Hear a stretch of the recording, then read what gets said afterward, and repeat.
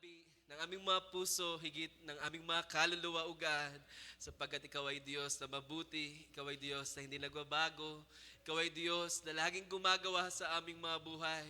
In every seconds, hallelujah, ng aming buhay, ng aming pagtibok, ng aming mga puso, kailan may hindi ka nagkulang, hindi ka nagpabaya, hallelujah, hindi ka nakalimot sa iyong mga lingkod, sa iyong mga nilikha at sa iyong mga pinili, hallelujah. Tunay, ikaw ay mabuti. Ikaw ay Diyos na hindi nagbabago. Ikaw ay Diyos na laging tapat na gumagawa sa aming mga pangangailangan. At kahit na, Lord, kami ay nagbago, pabago-bago ng aming mga pag-iisip kung minsan.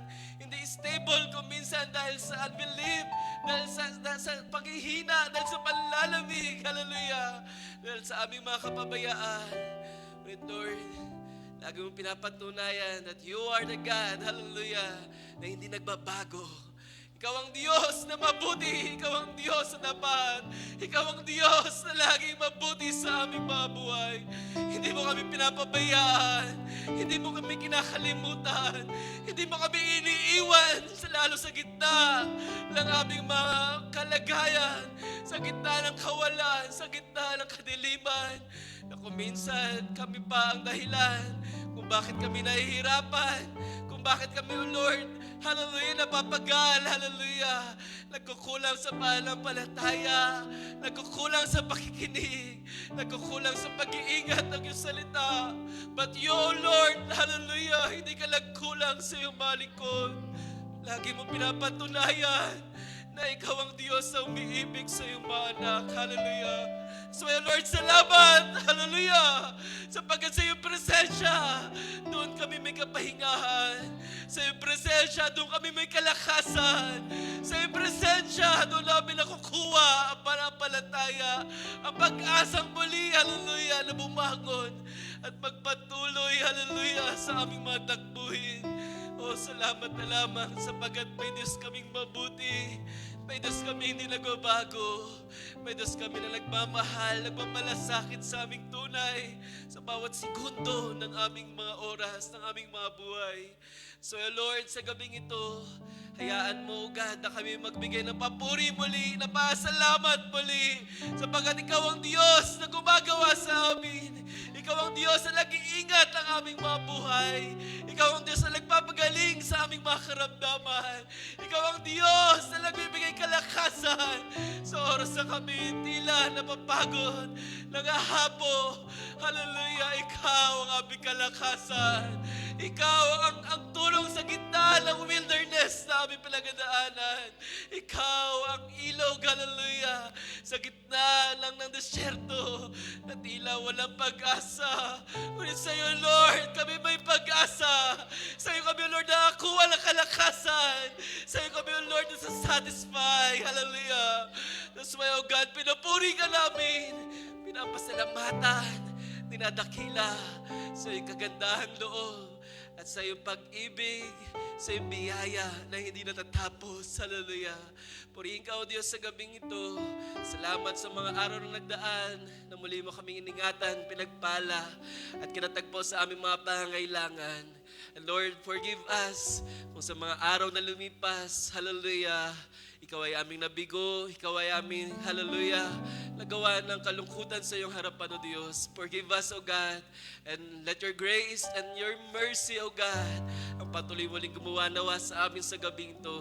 Ang patuloy pang magdala sa amin sa mataas na dako kasama ka, O Diyos, upang ang anumang mga pagdedevore na kaaway, upang anumang mga gawa ng salibutang ito, upang anumang mga kahinaan, limitation ng aming mga katawan, ay patuloy naming overcome sa iyong biyaya, sa iyong presensya.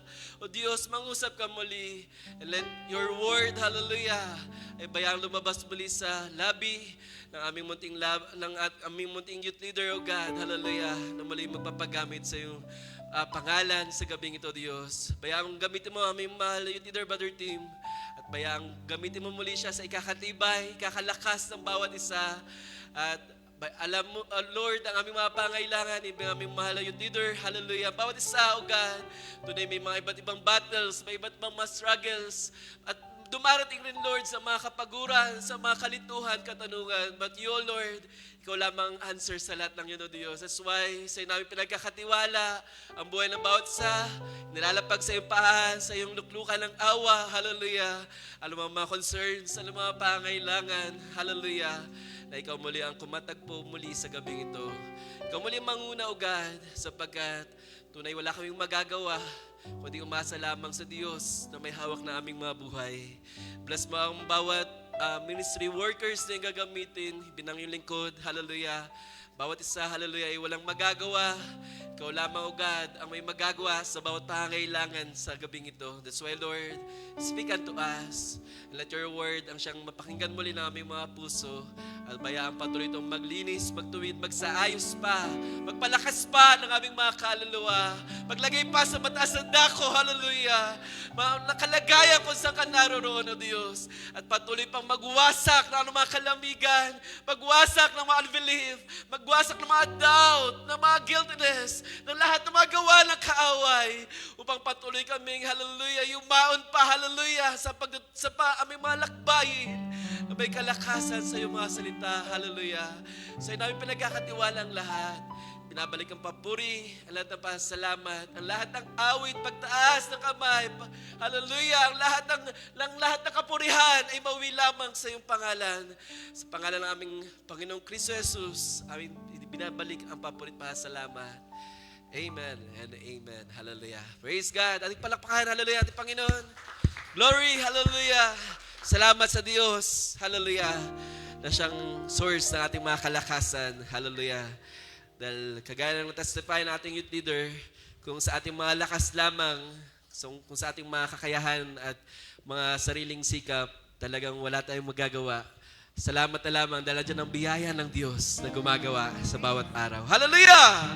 Oh, tunay, ang tulong natin ay sa ating Panginoon. Hallelujah, makukuha.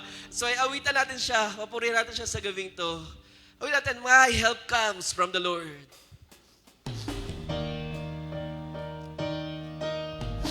At ikipalakpakan natin mga kamay.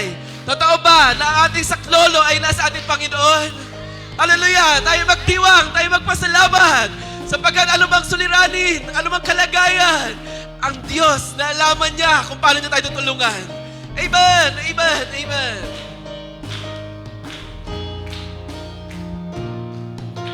I lift up my eyes to the hills. Where does my help come from? My help comes from the Lord. My help comes from the Lord. My help comes from the Lord. Maker of heaven and earth. 1,000 may fail. Hallelujah. 1,000 may fall at my side. 10,000 at my right hand. My help comes from the Lord. My help comes from the Lord. My help comes from the Lord, Maker of heaven and earth. He will not allow my foot to be moved. Hallelujah! Oh, praise God, praise God. For the Lord who made the heavens and earth will be my strength forever. I lift up my eyes. I lift up my eyes to the hills. Hallelujah! Hallelujah! Glory! My help comes from the Lord. My help comes from the Lord. My help comes from the Lord, Maker of heaven and earth. Hallelujah! Hallelujah! Glory! Hallelujah! Oh, purihin ka, O Diyos. Salamat sa ating Diyos. Hallelujah! He will not allow my foot to be moved. Hallelujah! Glory! For the Lord who made, isa ba, He will not allow my foot to be moved. Hallelujah!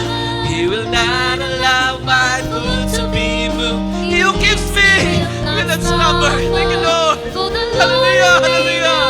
Glory! Will be my strength 1,000 may fall. Hallelujah! 1,000 may fall at my side. 10,000 at my right hand. My help comes from the Lord. My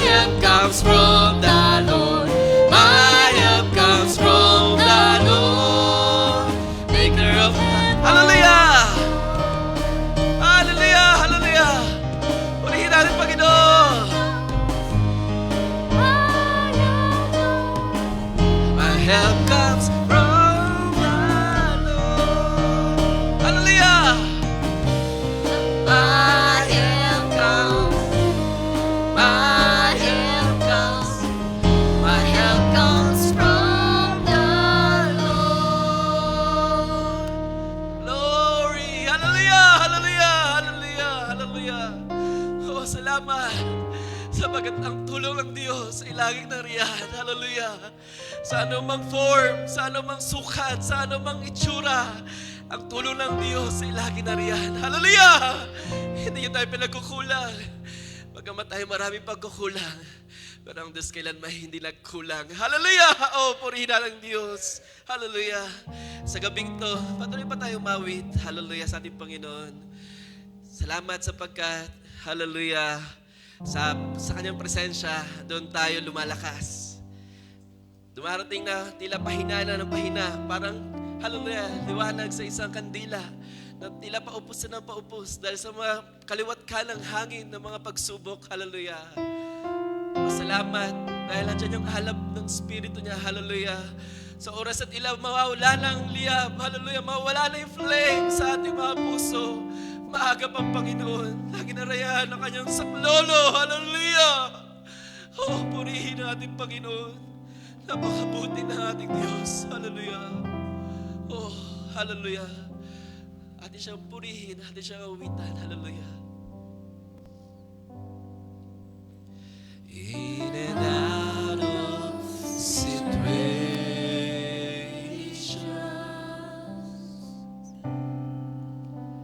the tag of war with me.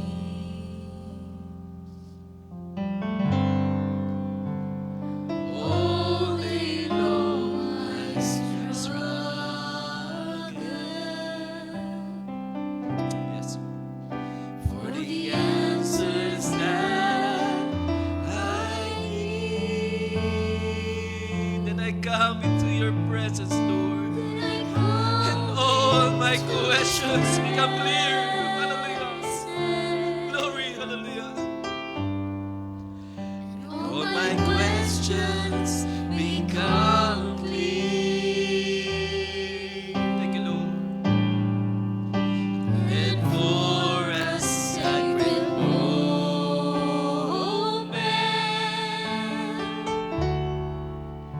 no doubts can intervene.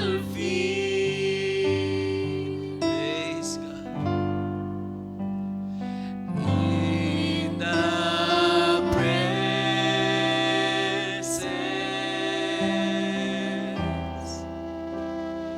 oh Jehovah,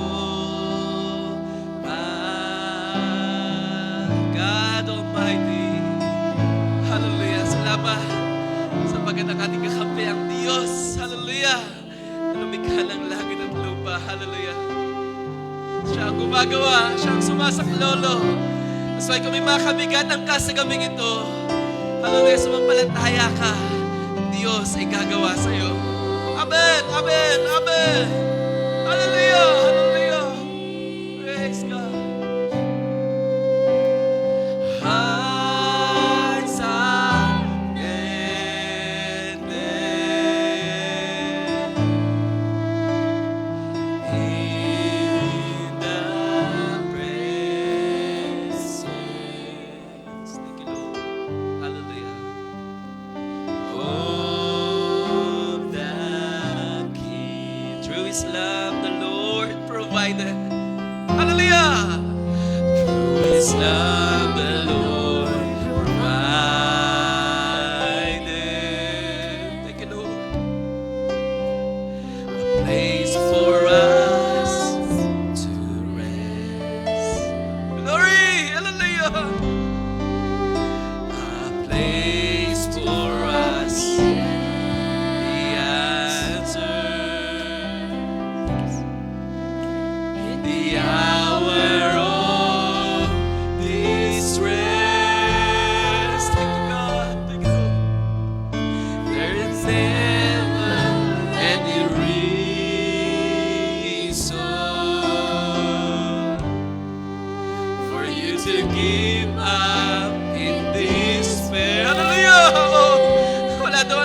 reason para tayo sumuko. Sapagkat ang tulong ng Diyos ay laging nariyan. Ang kanyang presensya, ang kanyang biyaya ay umahabol sa atin. Glory!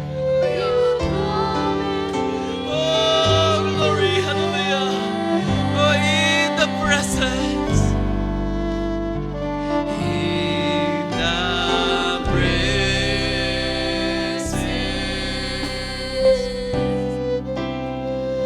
Oh, Jehovah,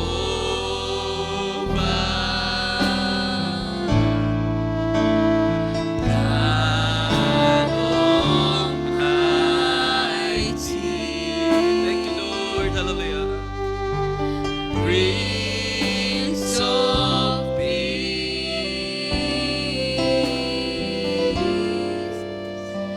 troubles vanish. Siya daw ba yan, mga kabataan? Hallelujah. Hearts are mended. Amen. Hallelujah. In the presence. Isa pa sa ulit pagkakataon. In the presence of Jehovah. Oh, tunay sa iyong presensya kami, Lord. May kapahingahan. Sa iyong presensya kami, Lord, may kalakasan. Sa iyong presensya, may kagalakan. May kapayapaan. Hallelujah, hallelujah. Oh, Jehovah. Thank you, Lord. God Almighty, Prince of Peace, glory, hallelujah, hallelujah. Oh, troubles vanish, amen. Troubles vanish, hallelujah. Hearts are mended. Thank you, God. Hallelujah. In the presence of the King. In the presence. In the presence. Glory, hallelujah.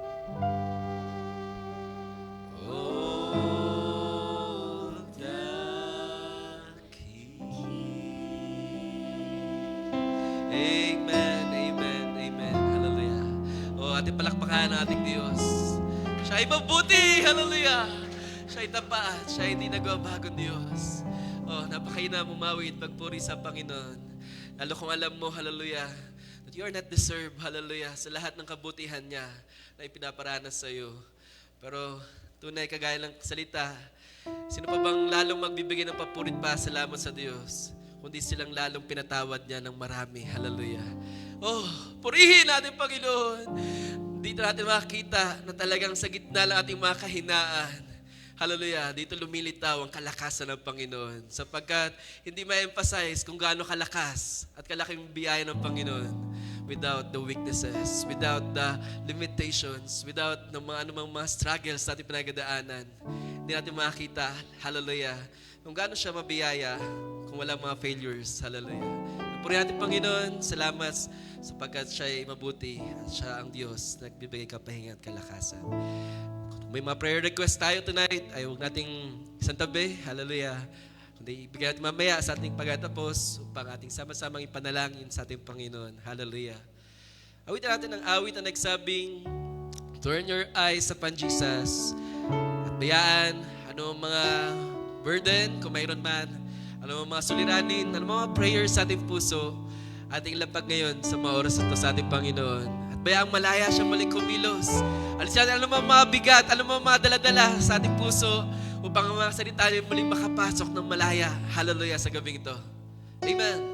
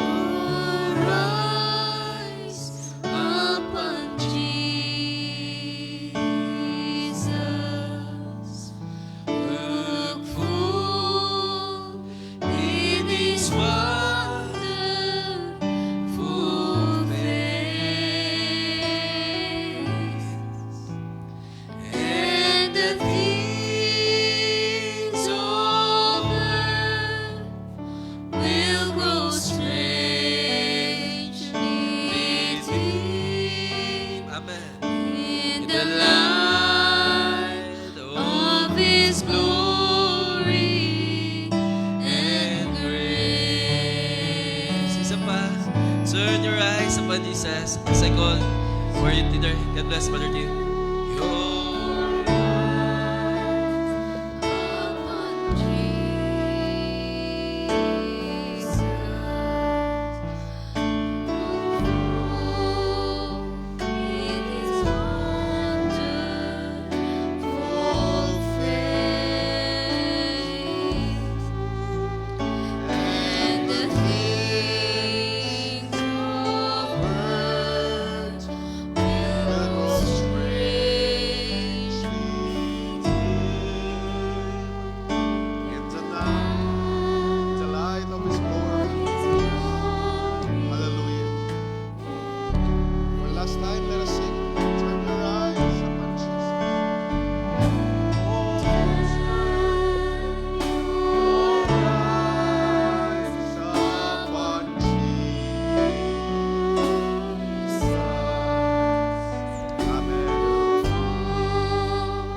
Amen. In His wonderful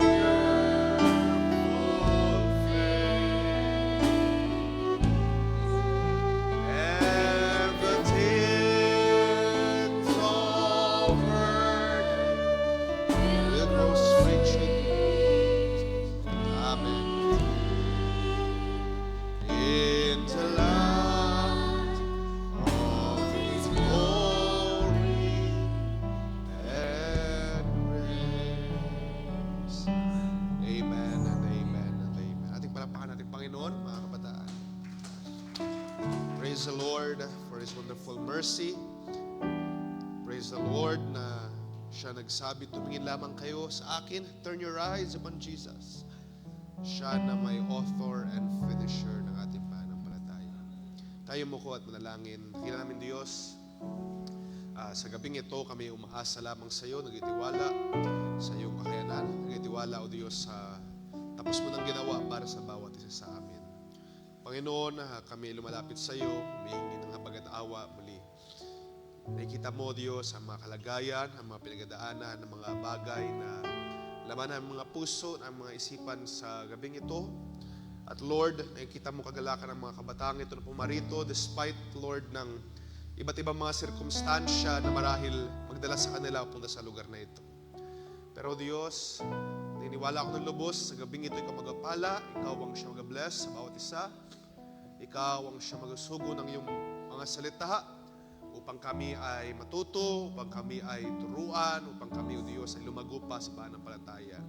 Kaya ang aking dalangin, O Diyos, mangusap ka, kumilos ka sa bawat isa. Bayaan, Lord, mga kabatang ito, abutin mo ng iyong mga salita. Abutin mo ang bawat isa upang aming makita, Lord, at ma-realize, ma-recognize ang iyong kalooban.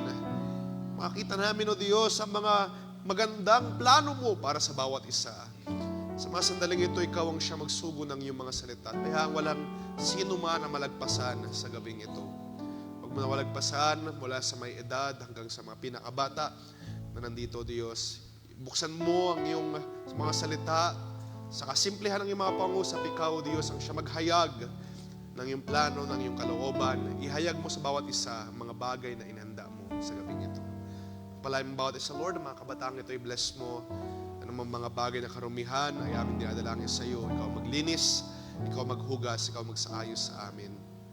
At bayaan, Lord, na sa gabing ito, ikaw ang siya magpatnubay sa amin mula sa pagpasimula hanggang sa pagtatapos. Bayaan, Lord, sa bawat talatang babasahin namin sa gabing ito, ikaw ang siya manguna, ikaw ang mag-expound, ikaw ang mag-take control.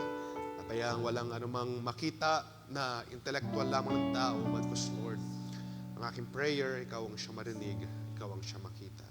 Sa mga sandaling ito, Lord, binabalik namin sa iyo ang papuri, ang pagdakila, at pasalamat sa tanging na pangalan pa ng Kristo Jesus.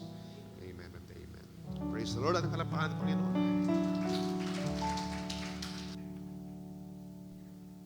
At malayo tayo makaupo. Salamat sa Diyos. Magandang gabi sa bawat isa. Pasensyaan nyo, medyo masama aking pangaramdam simula pa kahapon. At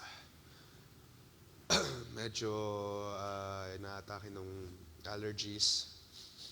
Pero gayon pa man ay it's a pleasure na tayo ay magkaroon ng pag-uusap muli ng salita natin Panginoon.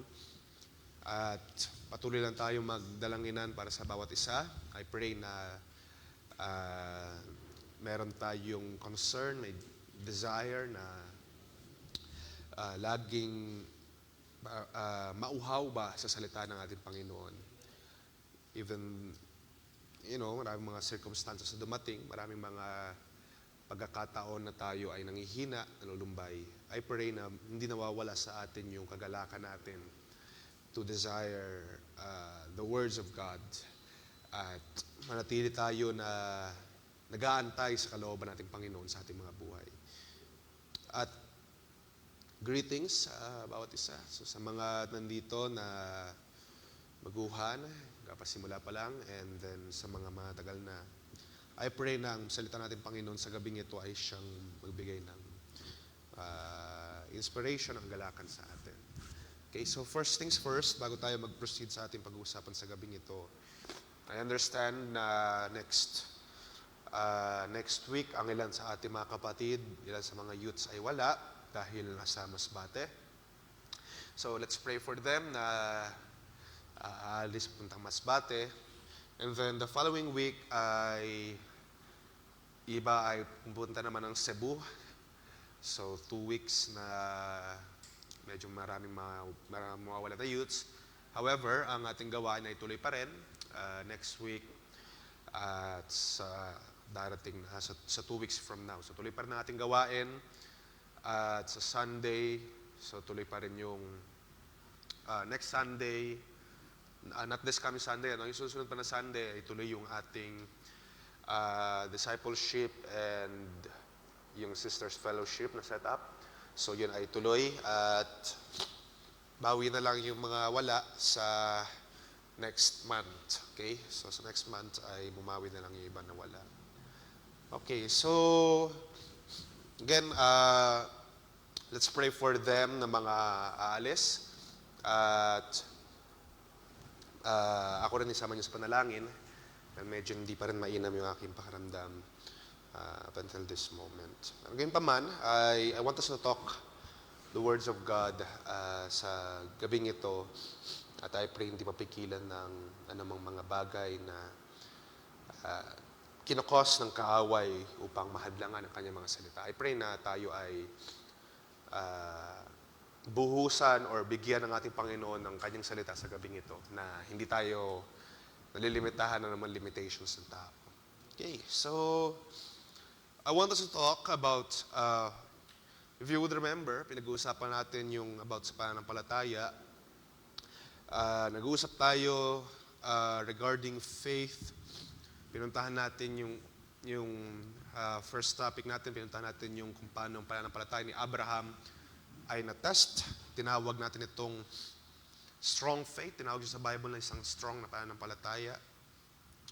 At nung last time, ipinuntahan naman natin ang pananampalataya nung Samaritan woman at nung tawag dito, nung isang centurion. At in-express nila ang kanilang pananampalataya despite na impossible or despite na parabang hindi pa naman nila talaga, in a sense, hindi pa sila taught by the Word of God, and yet, once they have heard, naniwalat na ng palataya sila that very moment. So, yun yung tinatawag sa Bible na great faith. Binati sila ni Jesus, "Oh, you of great faith." Kinaibahan lamang nung kay Abraham, tumagal ng mga panahon, tumagal ng mga araw, ng mga taon, para ang kanyang pananampalataya ay matawag na strong.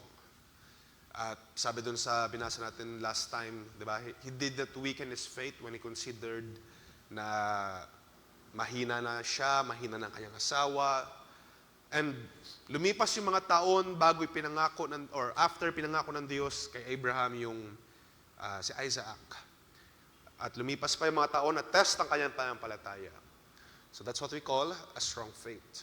However, ang kinaibahan dun sa centurion, tsaka dun sa babae na lumapit kay Jesus, ang kinaibahan nun ay at that very moment, hindi na kinakailangan tumagal yung panahon, in-express nila ang kanilang pananampalataya.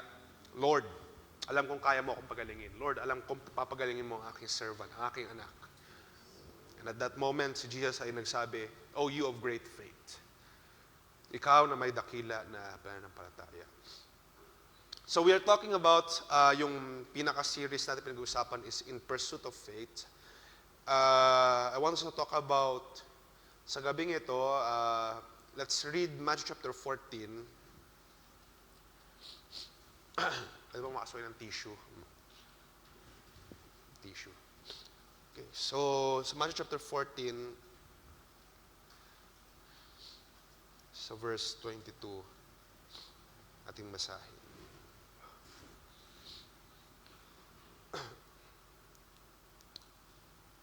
Matthew chapter 14, verse 22. Let's read all together. Sabi doon, immediately, he made the disciples get into the boat and go before him to the other side, while he dismissed the crowds. And after he had dismissed the crowds, he went up on the mountain by himself to pray. And when the evening came, he was there alone. But the boat by this time was a long way from the land,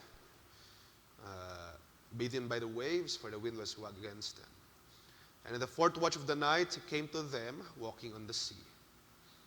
But when the disciples saw him walking on the sea, they were terrified and said, "It is a ghost." And they cried out in fear. But immediately Jesus spoke to them, saying, "Take heart, it is I, do not be afraid." And Peter answered him, "Lord, if it is you, command me to come to you on the water." He said, "Come." And so Peter go out of the boat and walked on the water and came to Jesus. But when he saw the wind, he was afraid, and beginning to sink, he cried out, "Lord, save me." And Jesus immediately reached out his hand and took hold of him, saying to him, "O you of little faith, why did you doubt?" Okay, so ito yung mga salita natin Panginoon na ating pag-uusapan sa gabi ito. Let's talk about little faith. Pinuntahan natin last time yung great faith, yung strong faith, at nakita natin na bagaman maraming mga, ito ay iba't ibang mga, what do you call this, iba't ibang mga description, pero iisang pananampalataya lamang ito. Okay? Hindi ito different na pananampalataya na tinanggap ni Abraham at tinanggap ng mga Gentiles para ni Jesus. Ito ay same na pananampalataya na meron sila. At katulad ng sabi sa Banal na Kasulatan, ang pananampalatayang ito, thank you, ang pananampalatayang ito ay, sabi doon, kung paano si Abraham, or kung anong pananampalataya ni Abraham, ay ganun din yung ating tinaglay na pananampalataya. What that means ay, kung ang pananampalataya ni Abraham ay tinawag na strong faith, ang tinaglay mong pananampalataya din ay strong. Ito ay may capability, may capacity, may kakayanan para maging matibay na pananampalataya. Kung tinanggap ng mga Gentiles sa panahon ni Jesus ay tinawag na great faith, yung pananampalataya na meron ka ay ito ay great din. It can be great. It has a capability na maging great. Okay? Kinakailangan mo lang naman i-express yung mga napakinggan mo na salita ng Diyos. For example, kung napakinggan mo ang salita ng Diyos na ikaw or na mayroong mga gumaling or ang Diyos ay nagpapagaling, ay kung ito'y pangahawakan mo at kapag ikaw yung dumating sa panahon na pangangailangan, sa panahon na may karamdaman, pag pinanghawakan mo na ikaw ay gagaling sa karamdaman nito, in-express mo, at that very moment, "Lord, I believe ako'y kayang mong galingin." Then, yun yung tinatawag natin na great faith. So ito ay hindi magkaibang pananampalataya, okay? Walang sino man na magtataglay ng strong faith at separate dun sa great faith. Parehas lang ito. However, itong pag-uusapan natin ngayon sa gabing ito, it's about Little faith. Little faith, no? Kung summarize natin yung ating binasa na storya, nakita nila si Jesus after ni Jesus mangaral, nauna yung mga disciples sa maglayag dun sa dagat. At si Jesus from the mountain, nag-meditate na nalangin, bumaba siya. At sa madaling salita, habang nasa kalagitnaan ng paglalayag yung mga alagad, nakita nila si Jesus naglalakad sa tubig. At syempre, kung sino namang, di ba, yung mga normal na tao, matakot. Hindi nila na-expect na si Jesus ay nandun, maglalakad sa water. At dahil doon sila natakot, sila nagpanic. Sabi ni Jesus, huwag kayong matakot, ako to. Fear not, for it is I. At after nung event na yun, nagpakilala si Jesus, ako to. Sabi ni Peter, gusto ko rin lumakad. Ako rin, gusto ko rin lumakad kung ikaw nga talaga yan. Sabi ni Jesus, sige, ako to, lumakad ka. Alam natin yung story, di ba? Pagkababa ni Peter doon sa barko, pagkatapak niya, success. Nakatapak siya sa tubig. Nakailang steps siya, pero after a while, napansin niya yung mga alon na malalaki, or hindi na malalaki, yung mga alon, pansin niya na para ba siyang, siguro nahilo, or para ba siyang aanurin, nagpasimula siya unti-unting lumubog. At that moment, na-reach out siya ni Jesus, inabot ni Jesus yung kamay niya, at sabi niya doon, sa verse 31, O you of little faith. O you of little faith, why did you doubt? Gusto kong pag-usapan natin yung little faith. At gusto kong makita natin sa gabing ito, if you have a little faith. Baka meron tayong little faith. At anong kinakailangan natin gawin para ma-address ang bagay na ito. Ano ba ang little faith? No? When we look at the word little faith, actually parang hindi naman siya, or kung babasahin ninyo yung pinaka-Greek word niya, it's just a one word na translate lang sa multiple words sa English, na nangangahulugang little faith. Okay, so talagang translate lang siya literally.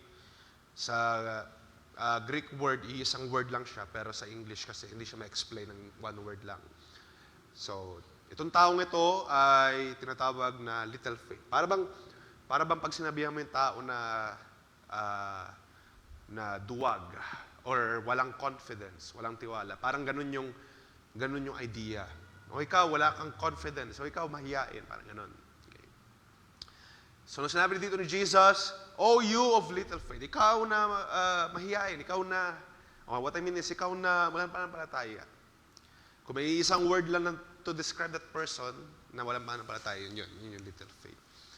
Little faith ay actually, para siyang medyo sweet na rebuke. Kasi hindi siya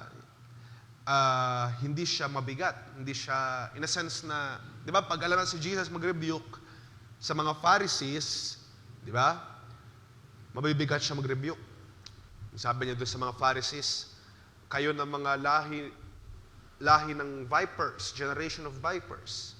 Kayo ng mga katulad sa isang nicho na malinis sa labas, marumi sa loob.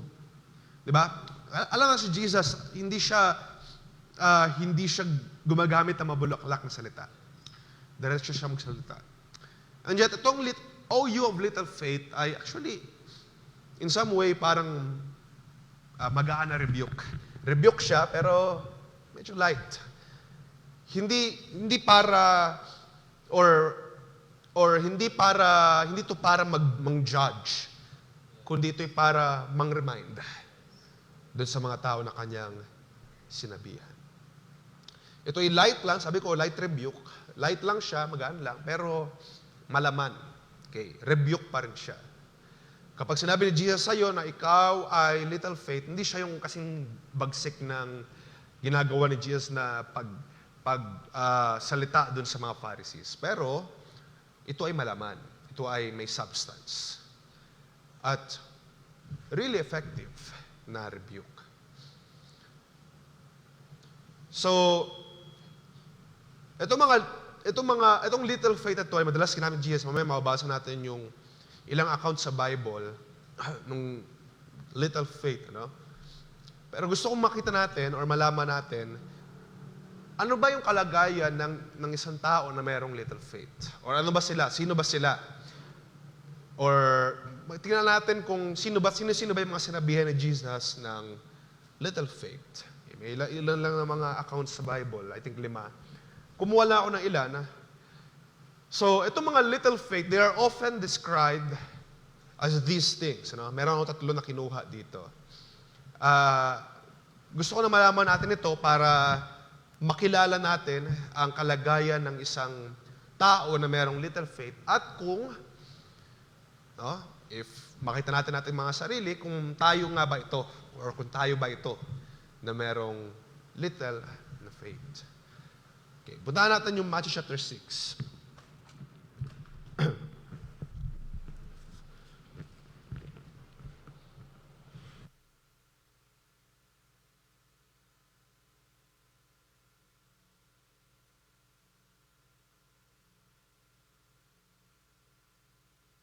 Okay, Matthew chapter 6, verse 25. Okay. Sabi dito, isang storya ulit. Or isa sa mga part na pangangaral ni Jesus sa mga tao. Sabi niya doon, "Therefore, I tell you," after niyang sabihin ang maraming mga bagay, to lay up treasures in heaven, pag-instruct niya sa mga disciples kung paano mag-pray, ilang instruction about fasting, etc. Kaya nung sinasummarize ni Jesus ang kanyang pangungusap, sabi sa verse 25, "Therefore I tell you, do not be anxious about your life, what you will eat or what you will drink, nor about your body, what you will put on. Is not life more than food, and body more than clothing? Look at the birds of the air. They neither sow nor reap, nor gather into barns, and yet your heavenly Father feeds them. Are you not of more value than they?" Ang argument ni Jesus dito ay ito, no? Kung yung mga ibon ay nandyan lang sila, lumilipad-lipad, and yet hindi sila pinagkukulang, paano pa kayo na mga tao na mas mahalaga pa sa mga ibon, sa mga hayop? Di ba wala naman tayo nakikita ng mga hayop or mga ibon na napabayaan, di ba? Kahit hindi sila nagtatrabaho, kahit hindi sila nag-iisip ng maraming mga bagay, and yet sila ay merong sufficient na makakain, may sufficient silang matuluyan, may sufficient silang pangailangan. How much more pa, sabi ni Jesus, how much more pa kayo? How much more pa ang tao? Kaya paalala niya, huwag kayong maging anxious sa iyong buhay. Lakto natin, ano?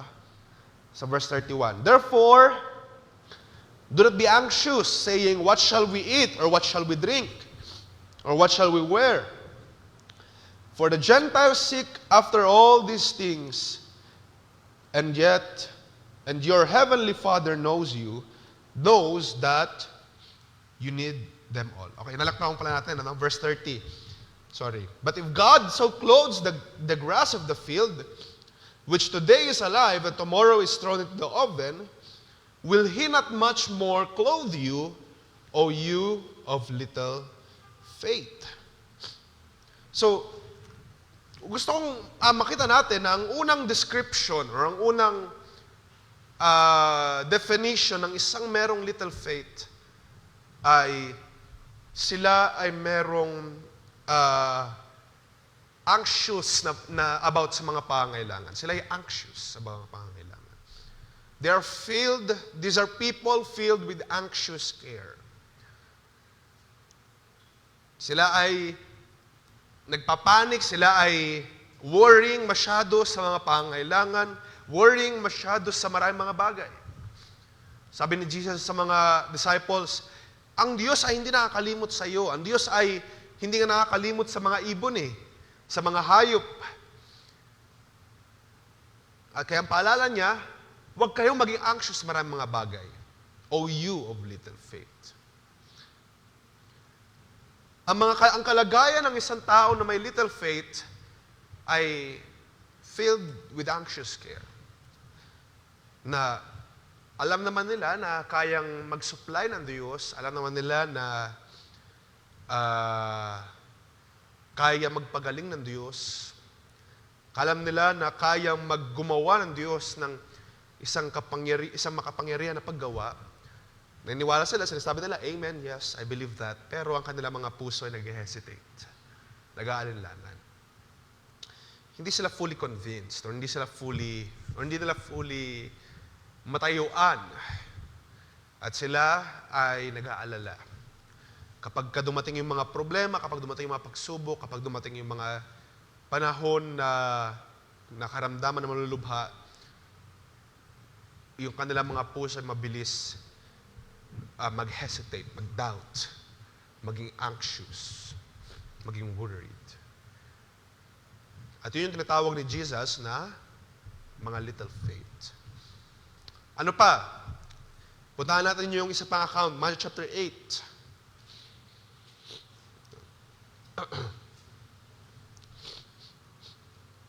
Matthew chapter 8, sa verse 23 naman, isang scenario sa barko, ano?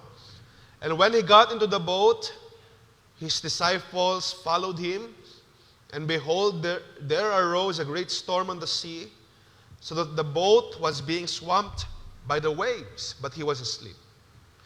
And they went and woke him, saying, Save us, Lord, we are perishing. And he said to them, Why are you afraid, O you of little faith? Then he rose and rebuked the winds and the sea, and there was a great calm. Ang senaryo ay, si Jesus ay natutulog, dumating yung malakas na bagyo dun sa bangka, nagpanik yung mga tao, Lord, mamamatay na tayo. Ginising na si Jesus, no, Lord, mamamatay na tayo, ligtas mo kami. But, hindi nila na-recognize, hindi nila nakita na, or hindi nila na-internalize, na si Jesus mismo yung kasama nila.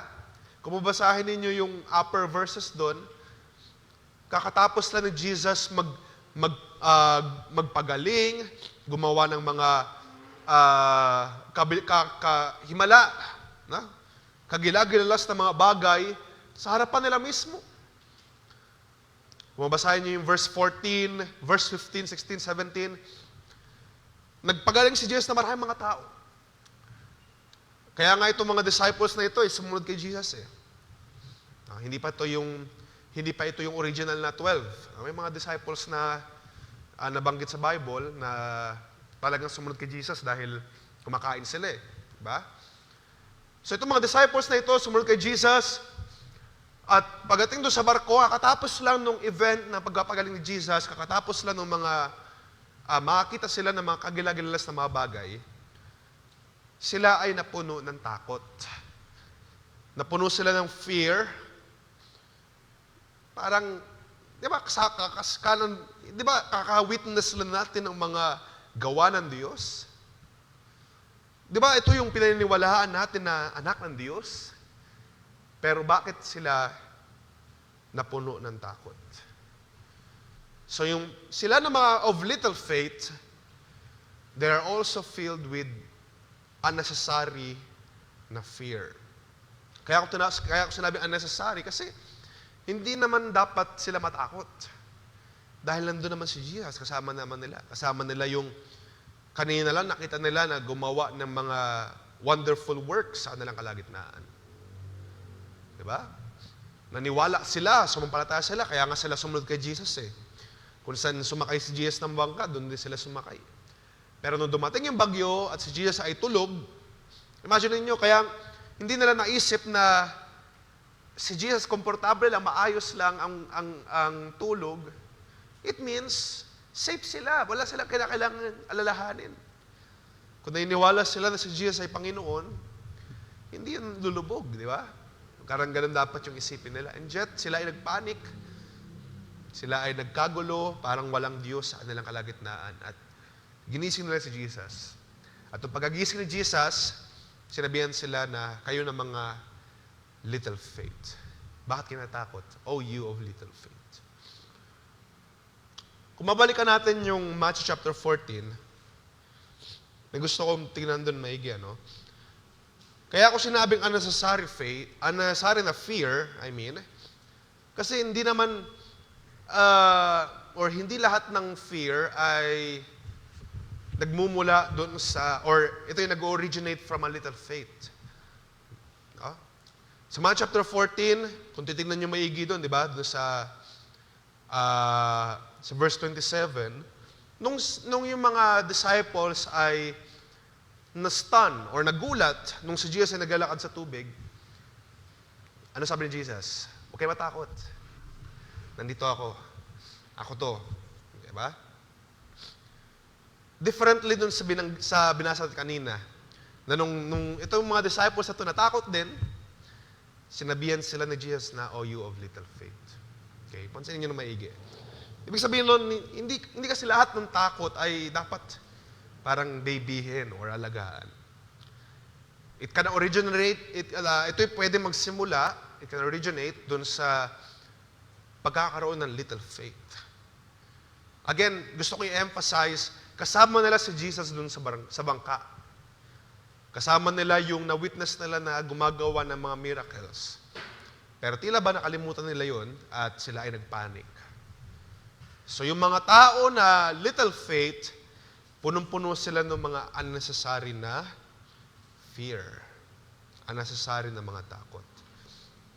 And lastly, gusto kong puntahan, speaking of Matthew chapter 14, yung binasa natin kanina, isa pang definition ng isang tao na may little faith, kung mabasa natin yung verse, Matthew chapter 14, sa verse 28, sabi doon, Lord, if it is you, command me to come to you on the water. And he said, come. So Peter got out of the boat and walked on the water and came to Jesus. But when he saw the wind, he was afraid. Okay? And beginning to sink, he cried out, Lord, save me. And Jesus immediately reached out his hand and took hold of him, saying to him, O you of little faith, why did you doubt? So isang kalagayan pa ng isang tao na mayroong little faith, he is filled with doubts. Imagine niyo si Peter, related dun sa item to, di ba? Parang nangyari na nakalakad na siya Hindi siya yung unang tapak niya, biglang lumubog. Pagkatapak niya dun sa outside of the boat, nakalakad siya ng onte. Nakalakad siya, pero nung napansin lang niya yung hangin na malakas, tsaka siya nagpasimulang lumubog. Pansin niya yung hangin malakas, at hindi niya na-recognize, hindi niya naisip na, nakakalakad na ako sa tubig. Ano pang dapat kong ikatakot? Nandito na ako, nasa tubig na ako. Pero, instead na ganun ang kanyang isipin, pumasok yung doubt. Pumasok yung doubt sa kanyang isipan, nagpasimula siyang lumubog. Ang doubts ay, ito'y in a sense parang nagiging, double-minded person. Sabi doon sa James chapter 1 verse 8, ang double-minded na person ay unstable in all his ways. Yung mga nag-second guess, yung mga nagda-doubt, nag-aalinlangan na para bang, isipin nyo ito may gano'n, no? Nangyari na, or ibig sabihin ng parang, or nasagot na, nag-come to pass na, ginawa na ng Diyos, nakalakad na siya sa tubig. So, dapat wala na siyang dapat ikatakot, no? Wala na siyang dapat ikakaba pa. And yet, hindi niya naisip ng maayos, hindi niya na-recognize na maayos. Nag-focus siya doon sa mga hangin, doon sa malakas na hangin siguro. Nag-focus siya doon at bumalik na naman siya. Kaya ko bang maglakad sa tubig? Bumalik na naman siya sa ganung tanong. Di ba? Parang naging paulit-ulit yung question sa kanyang isipan. Kaya ko ba talaga? Kaya ko ba talaga? Yung doubts ay meron kang in some way, minsan dumarating yan sa atin na una, nagkaroon ka ng pananampalataya, nagkaroon ka ng faith, nagkaroon ka ng belief na ito'y gagawin ng Diyos at ginawa ng Diyos sa iyong buhay. However, pwede makapasok ang doubt sa iyo na kahit na on that moment, gumagawa ang Diyos, pero ikaw ay mag-aalinlangan pa rin. It can happen. Inisip na kasi natin yung doubt, yung parang totally hindi paniniwala or yung totally totally unbelief. That's not necessarily the case. Ang doubt ay pwede pumasok even though na ikaw ay Kristiyano or even though na nangyayari na sa iyong harapan yung mga ginagawa ng Diyos.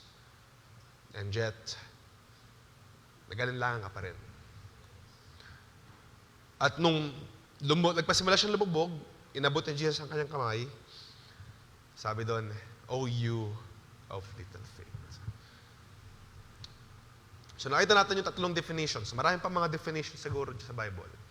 Pero nakita natin ang mga people of little faith na sinabihan ni Jesus ay ito. Sila na mga filled with anxious care. Sila na mga may fear, unnecessary na fear. At sila na may mga doubts. Kahit na meron silang faith nung una, kahit na naging possible na sa kanilang paningin yung imposible, pero pumasok pa rin yung doubt pumasok pa rin yung pag-aalinlangan. Kaya nasabihan sila ni Jesus na, "O you of little faith." Ngayon, kung sa gabing ito, nakita nyo ba ang inyong sarili sa ilan ng mga tao na ito? Perhaps naisip mo na ikaw ay kabilang doon sa mga filled with anxious care or kabilang doon sa mga taong punong-puno na, or merong mga takot, may doubts, pag-aalinlangan. Hindi naman ito, sabi ko nga, hindi ito final judgment na binigay ng Diyos. Meron itong solusyon, meron itong paraan para maayos. Ang mga taong merong little faith, kung tayo man sa gabing ito ay makita natin ating mga sarili na ang ating pananampalataya ay ay little. Then, kung babalikan natin maigi yung ating mga binasa, gusto kong tingnan natin ulit, nasabi na doon kung anong risk, kung anong answer, or kung anong kasagutan para sa mga bagay na ito. Kung babalikan natin yung una, yung Matthew chapter 6, verse 26, binanggit doon, anong binanggit doon? Chapter 6 na Matthew. Verse 26, or verse 25, sabi doon, "Therefore, I tell you, do not be anxious about your life, what you will eat or what you will drink, or about your body, what will you put on? Is not life more than food and the body more than clothing? Look at the birds of the air. They neither sow nor reap nor gather into barns." Ano pa? Sabi sa verse 28, "Consider the lilies of the field, how they grow. They neither toil nor spin." Now, gusto kong sabihin sa gabing ito, ang one key or one answer na gusto kong i-introduce sa inyo sa gabing ito para ang pananampalataya natin ay mag-grow pa. Kung tayo nasa kalagayan natin ng little faith, marahil ang kulang sa atin ay ang reflection. Sabi ni Jesus dito sa mga taong anxious, consider mo yung mga lilies of the field. Consider mo yung mga ibon sa kalangitan. Look at them. Magbulay-bulay ka pag pinabayaan ba sila ng Diyos? Diba? Sometimes, ang isang tao na may little faith ay nagkukulang sa proper na reflection sa kanyang pananampalataya. Hindi niya pinagbubulay-bulay ang maayos ang mga gawa ng Diyos sa kanyang buhay, sa buhay ng iba, sa mga nakasulat sa banal na kasulatan, nagkukulang siya sa reflection. Sabi sa Matthew chapter 8, di ba? Nasa natin? Matthew chapter 8, doon sa storm. Sa verse 26, ang sabi ni Jesus sa mga little faith, ano? Ano sabi niya? Why are you afraid?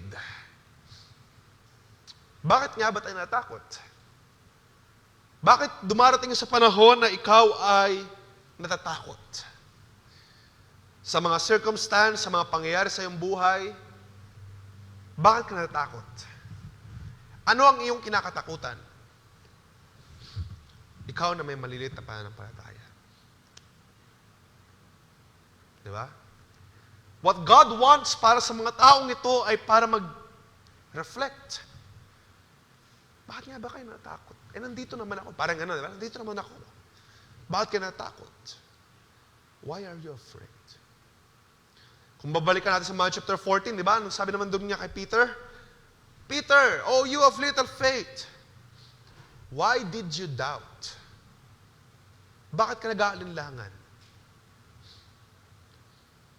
At pwede natin sagutin yan sa mga sandaling ito. Bakit ka natakot? Bakit tayo nag-aalinlangan? Isang effective na answer para sa mga may maliit na pananampalataya ay ang reflection. Ang pagbulay-bulay sa gawa ng Diyos. Pag-reflect, pag-assess ng ating mga sarili. Bakit tayo natakot? Bakit tayo kinakabahan? Bakit tayo nagda-doubt? Why? Kung alam natin na merong mga ginawa ang Diyos sa ating mga buhay, bakit tayo natatakot? Bakit tayo nag-aalinlangan? Kung kinoconsider natin ang mga bagay na ginawa ng Diyos sa ating mga buhay, why are we afraid? Ang doubt kasi at ang fear, ang anxiety, ito'y pwedeng dumating sa iyo ng para bang hindi mo namamalayan eh. Kapag may dumating na malaking problema, kapag may dumating na malaking trial, yung emotions pwedeng pangunahan. Kahit hindi mo siya iniisip, yung anxiety, yung takot, yung doubt, ay pwedeng pumasok sa iyo. At sa madaling salita, pwede kang kontrolin nito. Dahil nauna yung thought nauna yung emotion bago yung thought. Nauna dumating yung anxiety, nauna dumating yung pagkatakot, nauna dumating yung pag-doubt. Kahit hindi mo pa siya masyadong pinag-iisipan. Kaya nga ang kinakailangan gawin, pag-isipan mo, bakit ka natatakot? At anong kinakailangan mong ikatakot? Bakit ka nag-doubt? I-consider mo ang mga gawa ng Diyos sa iyong buhay. Sila na may mga little faith, isang gamot, isang cure dyan, ay kinakailangan natin maging still, mag-meditate, at mag-consider ng mga gawa ng Diyos sa inyong mga buhay. No? Mag-isip-isip naman tayo.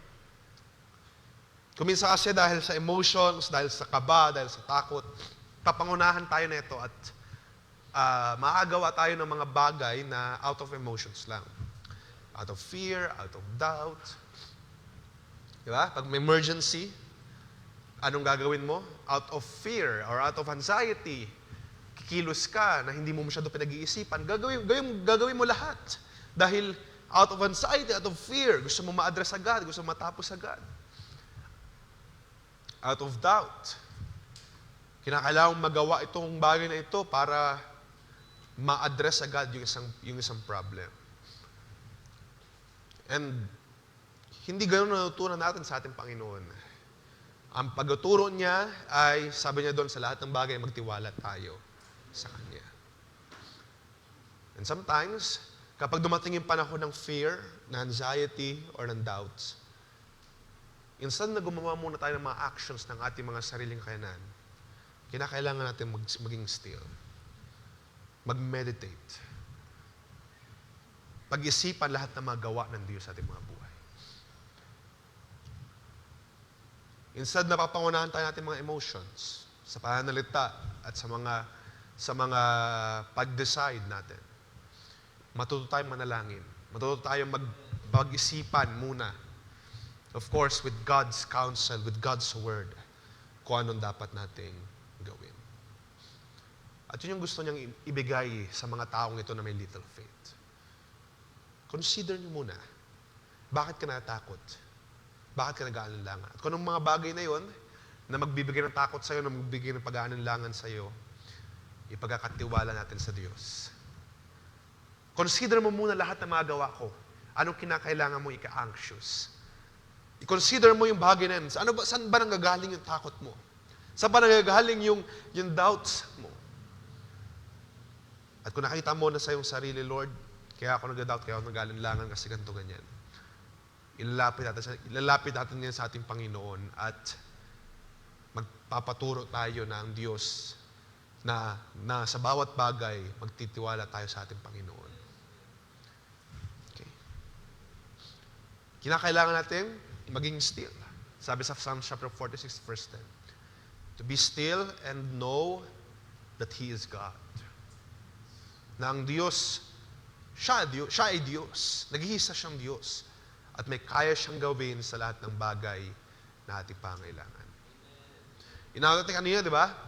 To turn our eyes on Him, na siya na pinagmumula ng ating tulong. Ang instinct ng tao kasi kapag ka nasa fear, nasa doubt, nasa panic, to do things out of his or her hands. Gumagawa siya ng kanyang sariling makakayanan. Striving, your own self, coping mechanisms, mga bagay na gagawin niya out of his own strength. Pero hindi yun yung natutunan natin sa ating Panginoon. At ang nais ng Diyos sa mga taong ito, at perhaps, masabi mo sa iyong sarili, Lord, ako nga atayan, I am of little faith. Then, ang kinakailangan natin ngayon ay mag-meditate, mag-reflect. Binasa natin kanina sa Matthew chapter 6, consider the lilies of the field. Consider the birds in the air. Pinabayaan ba sila ng Diyos? Kung pinabayaan sila ng Diyos, or kung hindi sila pinabayaan ng Diyos, anong bagay ang kinaka-anxious natin? Kung hindi sila nagtatrabaho, hindi sila pinabayaan ng Diyos, how much more pa ikaw? How much more pa tayo?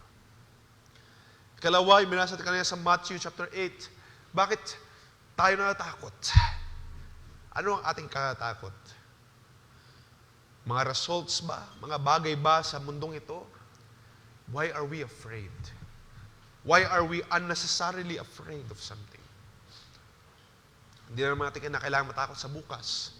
Sapagkat sabi sa Banal na Kasulatan, ang Diyos ang may hawak ng bukas. Hindi natin kinakailangan matakot sa mga mangyayari next week or sa mangyayari sa future. Sapagkat ang Diyos ang may hawak niyan. At kung naniniwala tayo na ang Diyos ang may hawak niyan at sovereign siya sa lahat ng bagay, then makakapagtiwala tayo sa Kanya. Na siya ang may control na lahat ng ating mga buhay. And lastly, sa Matthew chapter 14, anong ang iyong ikinaka-doubts? Anong inyong kinakaalinlangan? Bakit tayo nag-aalinlangan? Bakit sa panahon na tila ba nakikita natin na gumagawa naman ng Diyos, ikaw ay nag-aalinlangan? Why is that?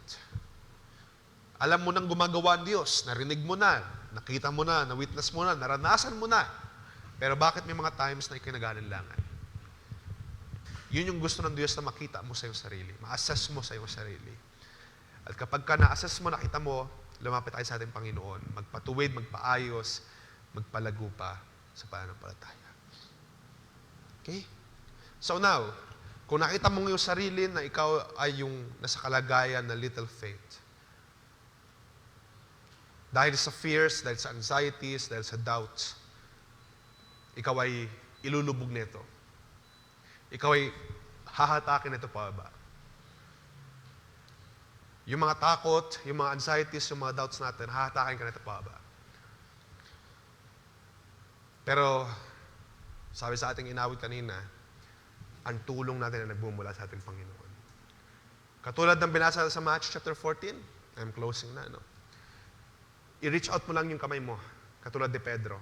Nagpasimula si Pedro lumubog dahil sa kanyang doubts. Ni-reach out niya ang kanyang kamay at si Jesus ay maagap para sumagip sa kanya. Si Jesus ay maagap para i-reach out ang kanyang kamay. At sa gabing ito, kung tayo ay nasa ganung kalagayan na may mga fears, may mga anxieties, may mga doubts, our Lord will reach out His hand for you. Iabot niya ang kanyang kamay para sa iyo.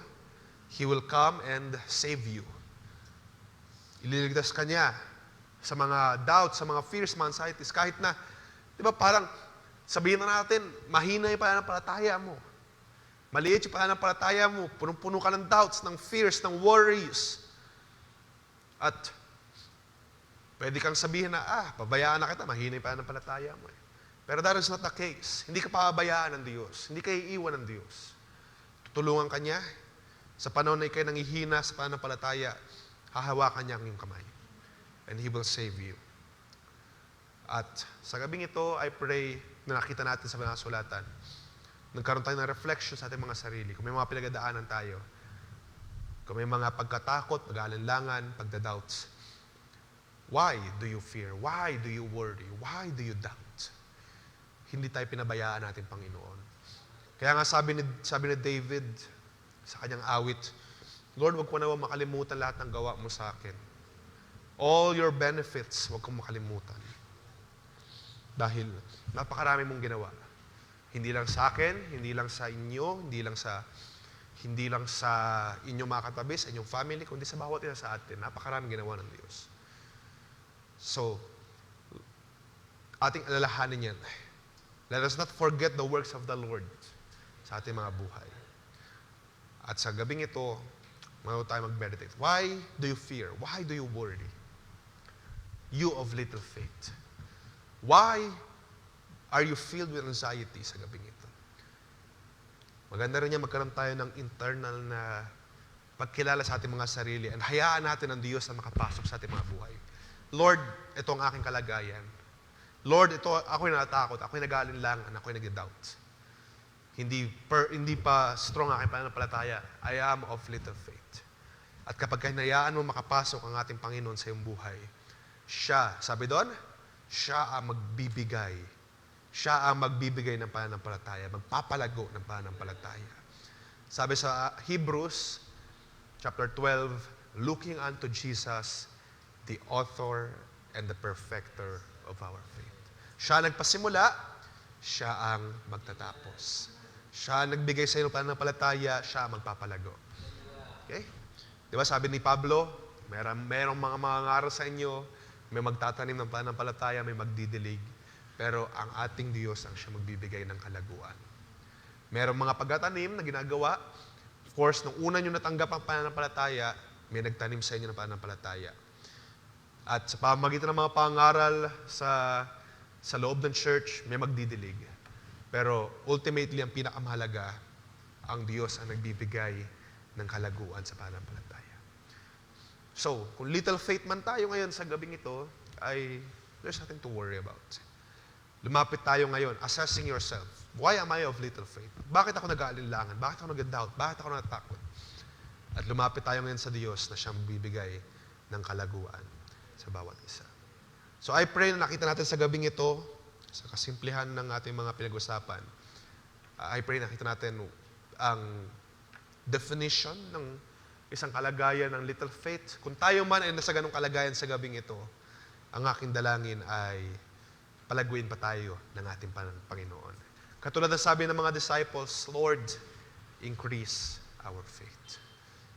Pagpalain tayo natin, Panginoon, mga kabataan at bayaran ng Diyos ang siyang patuloy pa magpalago ng ating pananampalataya. Yumuko tayo at manalangin, magpasalamat tayo sa ating Panginoon. Dakilan namin Diyos sa gabing ito, nagpasalamat kami sa pananampalataya na pinagkaloob mo sa amin. Kapasalamat kami sa pagtuturo. At Lord, bayahan na sa gabing ito, magkaroon kami ng realization. Magkaroon kami ng reflection. Kung kami ay nasa little faith na kalagayan, why are we filled with doubt? Why are we filled with fear? Anong mga bagay na kinaka-anxious namin sa mundong ito? Father God, lumalapit kami sa mga sandaling ito sapagkat nakikita mo, higit mong kilala kami, O Diyos, kaya sa aming mga sarili. Sa mga sandaling ito, lumalapit kami sa iyo, humingi ng abag at awa. Tulungan mo kami, O Diyos, sa aming mga little faith. At katulad ng mga dalangin ng disciples, Lord, increase our faith. so that we may be able to grow in grace and knowledge of our Lord Jesus Christ. Bayan, Lord, pagpalay mo mga kabataan ito, Lord, ang aking dalangin, those who are struggling right now with a little faith, ang aking prayer, Lord, patuloy mo silang i-increase in faith. Magkaroon sila ng reflection to be still and know that you are God sa kanilang mga buhay. I-reflect nila how much you are a good God, you are a gracious God. There is nothing to fear, there is nothing to worry about, sapagkat ikaw ang Diyos na siyang aming Diyos na buhay, na gumagawa at kumikilos na siyang tunay sa aming mga buhay. Wala kami kinakailangang katakot, ikapangamba, sapagkat ikaw ang Diyos na siyang aming kasama. Kahit dumaan kami sa mga bagyo ng aming mga buhay, hindi kami mag-aalinlangan, sapagkat ikaw ang Diyos na nagpapakalma ng kalangitan. Pagpalay mo mga kabataan ito, Lord, I pray, ang mga salitang ito na aming pinag-usapan sa gabing ito, aking prayer ay nagbigay ng pagtuturo, nagbigay o Diyos ng kalakasan sa bawat isa. Ito ang aming samo, ito ang aming dalangin ng Diyos. Kaning ito, in Jesus Christ's name, we pray. Amen and amen. Praise the Lord. Magsitayo tayo lahat mga kabataan. Bawat tayo sa ating Panginoon. As we close ang ating gawain, ibabalik ko sa ating MC pagkatapos. Ating awitin ang Still. Hide me now under your wings.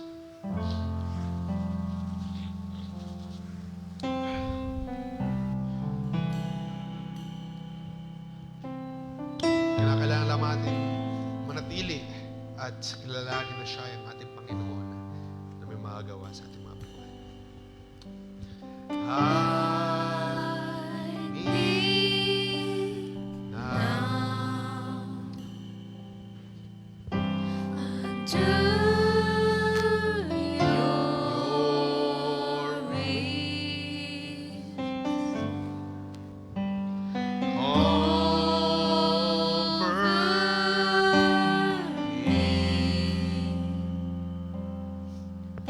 within your mighty hands. When the oceans rise and thunders roar, I will soar with you above the storms. Father, you are King over the flood. Yes.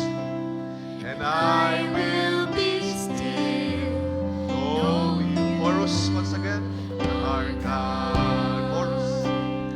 When the oceans rise and thunders roar, yes, I will soar with you above the storms. Father, you are King over the flood, and I will be still. Ating awitin mga kapatid. When the oceans rise, hallelujah. When the oceans rise and thunders roar, Yes, I will soar with you above the storms. Father, you are King over the flood, and I will. be still, Chorus once again. know you When the oceans rise and thunders roar, when the oceans rise and thunders roar, God bless you, mercy. And I will soar with you above the storm. Father, you are King Over the flood, and I will be still, know you are God. I will be still, know you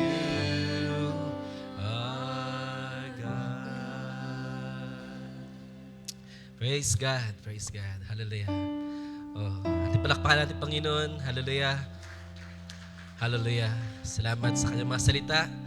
Napakainam na mga paalala sa gabing ito. Hallelujah. Sa kasimplihan ng kanyang mga salita, ang Diyos ay tunay na gumagawa. Hallelujah. Siya ay nag-remind sa bawat isa kung gaano kahalaga yung pananampalataya. Hallelujah. At kagaya ng sinabi sa kanyang salita, sino mang lumalapit sa kanya, hallelujah, at nagsabing siya ay Diyos, ay kinakailangan din sumampalataya sa kaya niyang gawin, hallelujah. Sa anumang kaparaanan, sa anumang suliranin, hallelujah, ang Diyos ay may laging may magagawa. Hallelujah. Napakainam na mapaalala.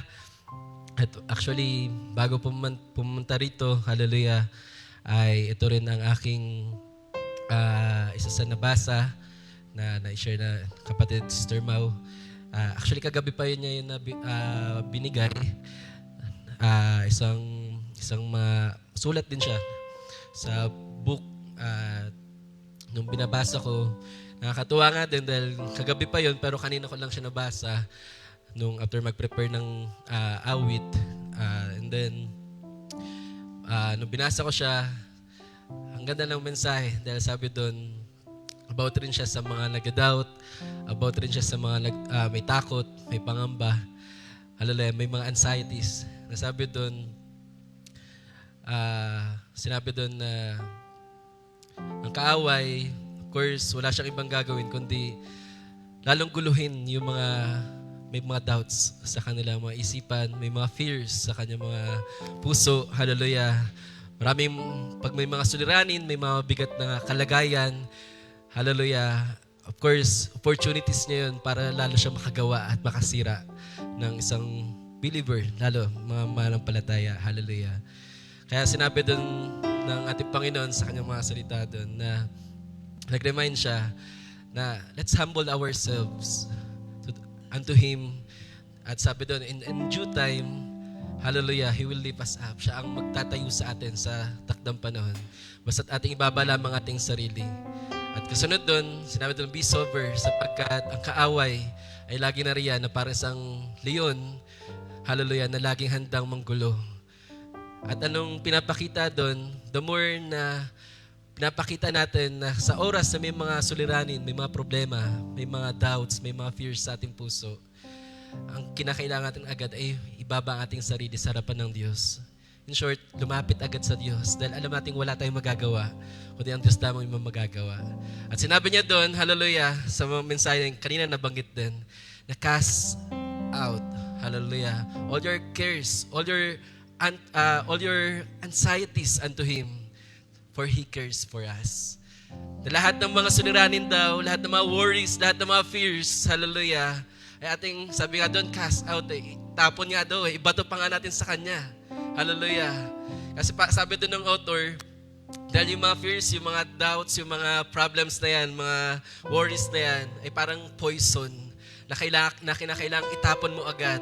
Dahil kung hindi, ang kaaway ay makakagawa para manggulo sa iyo muli. Para palaki niya yung sugat mo. Hallelujah. That's why sinabi doon salita ng Panginoon, cast out. Ibigay natin agad daw sa Panginoon. Hallelujah. Dahil ang Diyos ay may malasakit sa atin. Pakainam na mga paalala. Hallelujah. At salamat dahil sa gabing nag-remind siya sa atin. Hallelujah. Na ano mga fears, ano mga doubts na yan, ang cure lang dyan, ang medicine lamang dyan ay lagi nating i-consider ang magawa ng Diyos sa ating buhay. The more makita natin ng Diyos ay hindi pinabayaan ng mga ibon, paano Kanya papabayaan na mas mahalaga sa ibon? Hallelujah! Ating palakpakan natin, Panginoon. Glory! Hallelujah! Oh, salamat sa mga salita ng Diyos. Salamat sapagkat siya'y gumagawa at nangungusap. And even nung Wednesday, ako man din ay halos tila talagang hallelujah, relate sa testimony ating youth leader. Dahil dumarating rin sa maraming mga pagkapagod, maraming mga stress, maraming mga pagsubok din. Dumarating rin sa maraming mga katanungan, mga pagkapagod, hallelujah. Pero salamat dahil ang Diyos ay lagi nag-remind, hallelujah. Sa oras tayo napapagod, tayo lumapit lamang sa Kanya at tayo bibigyan niya ng kapahingahan. Purihin natin, Panginoon. Ating palakpakan natin, Diyos. Salamat sa kanyang mga salita. Salamat sa kanyang paalala sa gabing ito. Hallelujah. Napakasimpleng paalala pero tunay nagbibigay ng kalakasan. Hallelujah sa ating mga kaluluwa. May prayer request ba sa gabing ito? Dahil kung wala ay hallelujah, ating sulitin ng mga oras pa. May oras pa tayo para umawit at magpasalamat sa ating Panginoon. Alam ko may mga prayers ang bawat isa. Meron bang mga panalangin ng bawat isa? At kung paano nagpaalala ang Panginoon sa gabing ito, cast all your cares unto Him. Hallelujah. Ibigay natin sa Panginoon, alam mo mga suliranin. Hallelujah. At ang Diyos ay may magagawa. Hallelujah. Kagaya natin na pakinggan, kuminsan, nakita natin ang sarili natin na kagaya ni Peter. Nakita niya na ng maraming beses ang mga gawa ng Diyos sa kanyang buhay. Pero minsan pagdating lang ng hangin, minsan panggugulo ng kaaway, minsan dumarating mga doubt, mga fears, at mabilis tayong nadidistract. Nakakalimutan natin na ang Diyos ay may kayang gawin sa ating mga suliranin. Hallelujah. Pero salamat na lamang dahil ang Diyos ay laging maagap. Like Peter, hallelujah, siya'y lumubog dahil sa unbelief, dahil sa doubt, dahil sa fear. Hallelujah. Pero salamat dahil kapag dumarating tayo sa ganong kalagayan, ang Diyos pa rin ang siyang sumasagip sa atin. Hallelujah. At sino magpapasalamat sa gabing ito, mga kabataan? Hallelujah, dahil many times siya ay tinulungan ng Diyos. Many times na siya nanghina, nanlamig, nangailangan. Hallelujah, ang Diyos ay laging sumasagot. Ang Diyos ay laging gumagawa. Ang Diyos ang laging gumagawa, ang laging nagbibigay ng kapahingahan sa ating mga puso, sa ating mga kaluluwa. Sino magpapasalamat sa ating Diyos sa gabing ito? For He is good, hallelujah, and His mercy endures forever. Tayo na minsan nagkukulang, tayo na minsan na laging hina, pero siya pa ang laging maagap na gumagawa. Hallelujah. Oh, tunay, He cares for us. He cares for us. Hallelujah. Awitin natin, hallelujah, bless the Lord, oh my soul. At bayaan, hallelujah, sa anumang dumating sa buong maghapon, sa buong araw, hallelujah. Let our hearts, hallelujah, let our soul, hallelujah, ay manatili pa rin magpuri at magpasalamat sa Diyos. I will bless Him, hallelujah, at all times. Sa gitna man ng mga problema, sa gitna man ng mga doubts, sa gitna man ng mga weaknesses, even ng mga gawa ng kaaway, I will choose to bless Him. Hallelujah! Sapagkat I will consider His works. Alam ko ang Diyos ay mabuti. Alam ko ang Diyos ay tapat. Alam ko ang Diyos ay hindi niya ako pamabayaan. Hallelujah! That's why I will bless His name. Amen! Amen! Glory! Hallelujah! Hallelujah! Hallelujah! Hallelujah!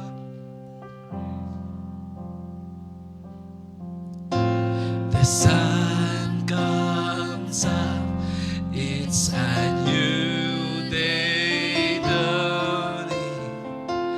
It's time to sing your song again. Whatever may pass, whatever lies before me, oh Lord, let us be singing, hallelujah.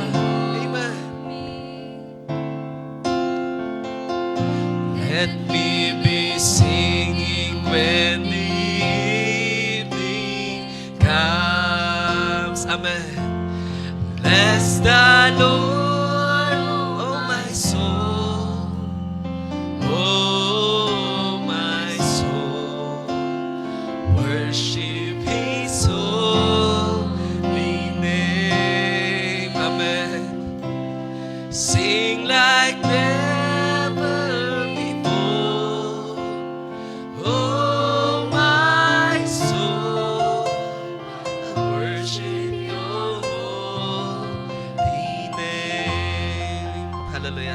Sino makakalimot sa mga gawa ng Diyos? Sino, hallelujah, makakalimot sa kanyang kabutihan? Sino makakalimot na ikaw ay pinagaling niya sa iyong karamdaman? Sino makakalimot sa oras na ikaw nangailangan and He